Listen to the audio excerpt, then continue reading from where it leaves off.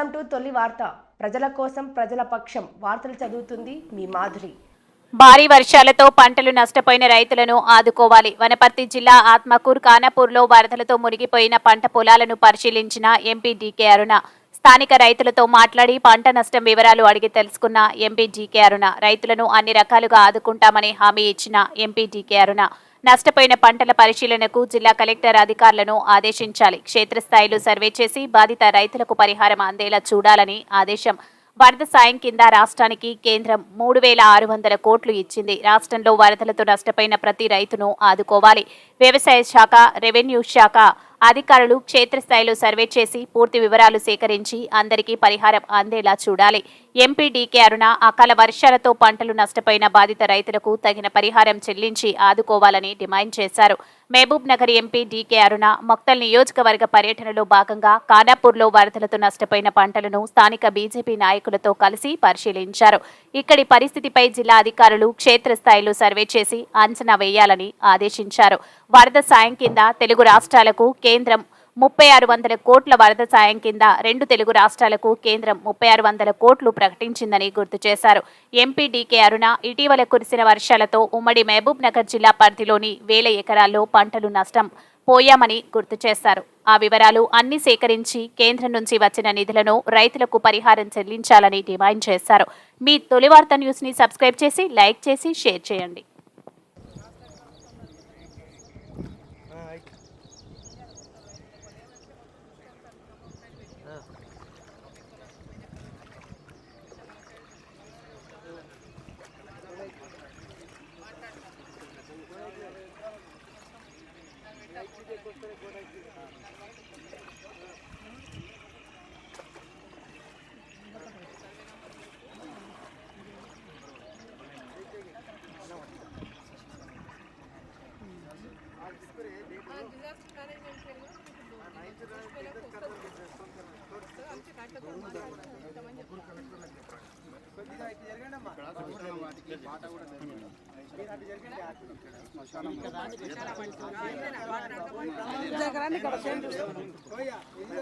కురుస్తున్నటువంటి భారీ వర్షాలకు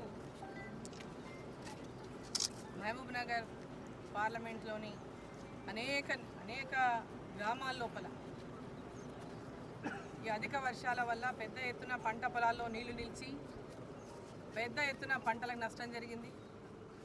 ఈరోజు నేను ఆత్మకూరుకు వచ్చినట్టు సందర్భంగా ఆత్మకూరు రైతులందరూ కూడా వాళ్ళ పొలాలను సందర్శించాలని, వాళ్ళకి జరిగినటువంటి నష్టాన్ని ఈరోజు పరిశీలించేలాగా అధికారులను ఆదేశించాలని చెప్పి వాళ్ళని కోరి ఇక్కడికి రమ్మని చెప్పి కోరి అన్నిటికీ రావడం జరిగింది. పెద్ద ఎత్తున 100 ఎకరాల్లో పంట నీట మునిగింది. ఇక్కడ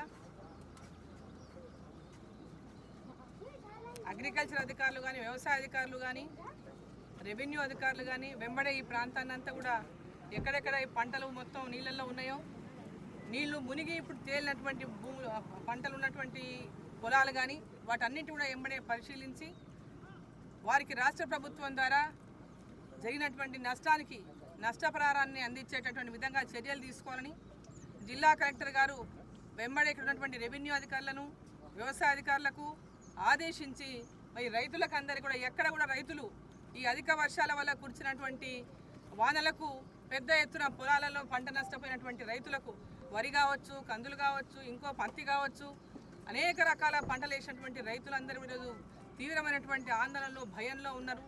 కాబట్టి వారి యొక్క నష్టాన్ని పూర్తిగా అంచనాలు వేయించి ఆ కేంద్ర ప్రభుత్వం ఈరోజు పెద్ద ఎత్తున రాష్ట్ర ప్రభుత్వానికి కూడా నిధులు ఇచ్చి ఆదుకుంటా ఉంది. డిజాస్టర్ మేనేజ్మెంట్ కింద, ఈ ప్రకృతి వైపరీత్యాల కింద కేంద్ర ప్రభుత్వం రాష్ట్ర ప్రభుత్వానికి 1,000 కోట్ల రూపాయల నిధులు కూడా ఇవాళ 3,600 కోట్ల రూపాయలు పైగా రాష్ట్ర ప్రభుత్వానికి ఇప్పటికే ప్రకటించింది.